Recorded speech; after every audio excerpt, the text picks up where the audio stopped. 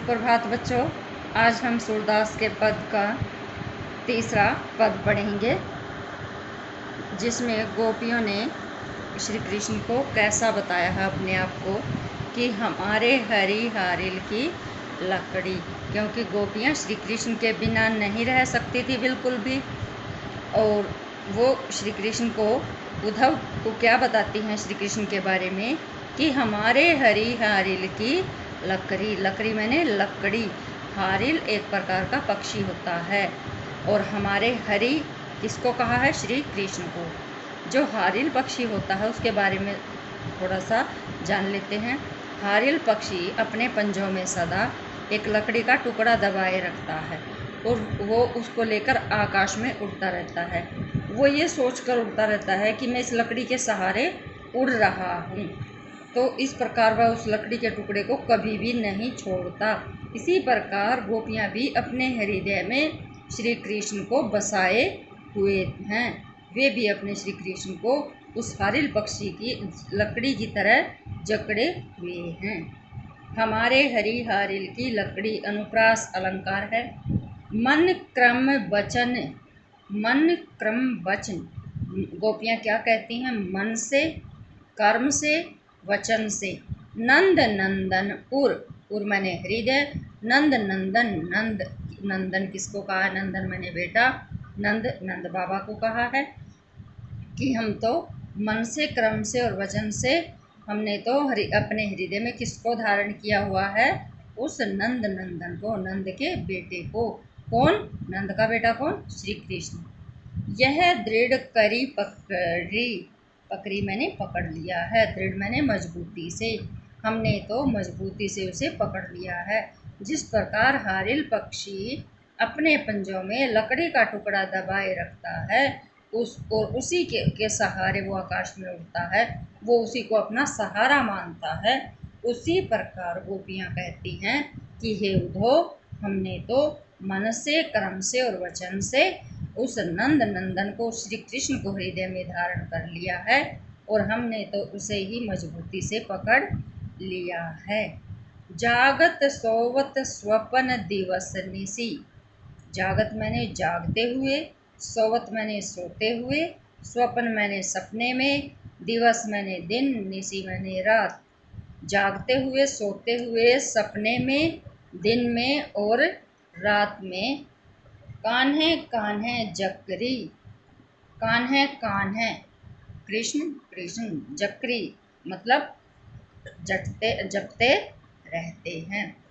गोपियाँ क्या कहती हैं कि हमारी तो ऐसी दशा हो गई है कि हम तो चाहे जागते हों, चाहे सोते हों, चाहे स्वप्न में हों, चाहे दिन में हों, चाहे रात में हों, हम तो कृष्ण कृष्ण जपती रहती हैं। सुनत जोग लागत है ऐसो, अब उद्धव को गोपियाँ क्या कह रही हैं कि सुनत जोग लागत है ऐसो, ज्यों करुई ककरी। सुनत मैंने सुनते ही, जोग मैंने योग का संदेश जो उद्धव लेकर आया था।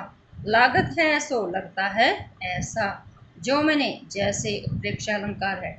करुई ककरी, करुई मैंने कड़वी, ककरी मैंने ककड़ी।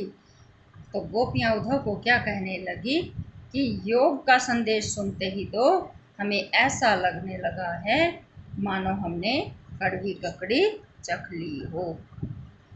सू तो व्याधि हमको ले आए, सू तो व्याधि, व्याधि किसको कहा है? बीमारी को। और बीमारी किसे कहा है? उस योग साधना को। योग साधना कौन सी?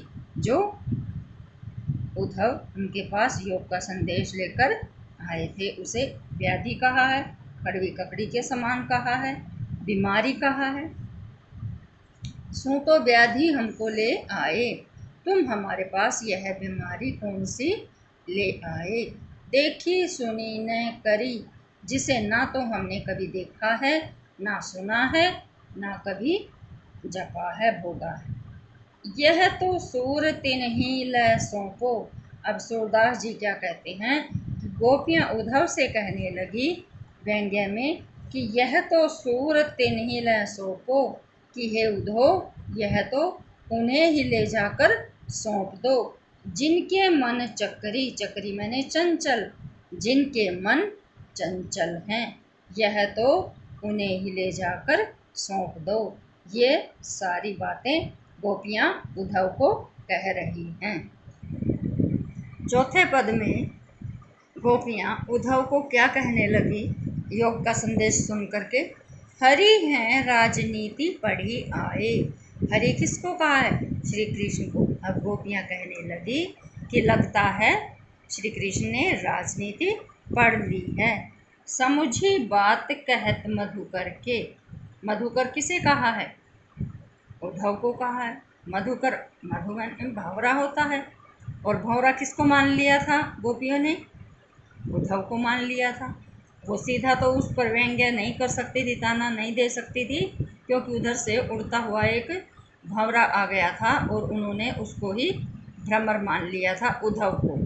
और उस भंवरे के माध्यम से वो उसको उलाहना दे रही हैं और कहती हैं कि हरि हैं राजनीति पढ़ी आए, कि लगता है श्री कृष्ण ने अब राजनीति पढ़ ली है। समुझी बात कहत मधुकर के, समाचार सब पाए। तुम की हे उद्धव, तुम हमारी बात समझ गए होंगे और हमने आपका सारा समाचार सुन लिया है। लगता है मथुरा में जा कर के अब तो श्री कृष्ण ने राजनीति पढ़ ली है। एक अति चतुर हुते पहले ही। हुते मैंने थे, पहले मैंने पहले, चतुर मैंने चालाक, अति मैंने बहुत, एक मैंने एक तो वो पहले ही बहुत चालाक थे, अब गुरु ग्रंथ पढ़ाए। अब तो क्योंकि वो मथुरा में चले गए हैं तो उनको राजगुरु भी मिले होंगे और राजगुरुओं ने उनको गुरु ग्रंथ भी पढ़ा दिए होंगे। अब तो वो और भी ज़्यादा चालाक हो गए हैं। बड़ी बुद्धि जानी जो उनकी, जोग संदेश पठाए। अब लगता है उनकी बुद्धि और ज़्यादा बढ़ गई है। जोग संदेश पठाए, जो हमारे लिए योग का संदेश भेज दिया है। उद्धव भले लोग आगे के। अब गोपियाँ पहले के लोगों के बारे में यहाँ पर चर्चा कर रही हैं। गोपियाँ कहती हैं कि हे उद्धव, पहले के लोग बहुत भले थे, पर हित डोलत धाये। पर हित दूसरों की भलाई के लिए, पर हित डोलत धाये। डोलत मैंने दौड़ते आते थे, दौलत धाये दौड़ते चले आते थे। कि हे उद्धव, ऐसे तो पहले के ही लोग थे जो दूसरों के हित के लिए, दूसरों की भलाई के लिए दौड़े चले आते थे। लगता है श्री कृष्ण का मन तो मथुरा जाकर फिर गया है। हमें तो ये आस थी कि श्री कृष्ण कभी न कभी तो वापस लौट कर आएंगे। अब अपने मन फेर पाई है, चलत जो हुते चुराए। अब अपने मन फेर पाई हैं। अब गोपियाँ उद्धव को कह रही हैं कि हम तो श्री कृष्ण से अपना मन वापस पाना चाहती हैं। चलत जो हुते चुराए, जो वो जाते समय चुरा कर ले गए थे। कौन सा मन? कि गोपियों का मन श्री कृष्ण पर आ गया था और अब वो उनसे छूटता नहीं है। वो श्री कृष्ण के प्रेम में इतनी पागल हैं और वो अपना मन श्री कृष्ण से वापस मांग रही हैं। ते क्यों अनीति करे आपुन, जे और अनीति छुड़ाए। अब श्री कृष्ण को क्या कह रही हैं कि वो अपने आप क्यों अनीति की बातें कर रहे हैं, जो औरों की के साथ अन्याय कर रहे हैं। क्यों? क्योंकि राजा का तो धर्म क्या होता है? अगली पंक्ति में सुनिए, राज धर्म तो यह सूर जो प्रजा न जाहि सताए। अब यहाँ से यहाँ तक सुनिए, गोपियाँ श्री कृष्ण के बारे में कह रही हैं कि राजा का धर्म तो यह होता है कि प्रजा को बिल्कुल भी न सताए, कि प्रजा के साथ कोई भी अन्याय न करे, प्रजा के बारे में कोई भी अन्याय की बातें ना करे। ये गोपियाँ उद्धव को बता रही हैं कि वो हमारे साथ ऐसा अन्याय क्यों कर रहे हैं, जो खुद ही नीति पर नहीं चल रहे हैं। उन्होंने ही अपना राजधर्म त्याग दिया है, तो ये क्या उनका कर्तव्य बनता था? क्या ये उनका फर्ज बनता था?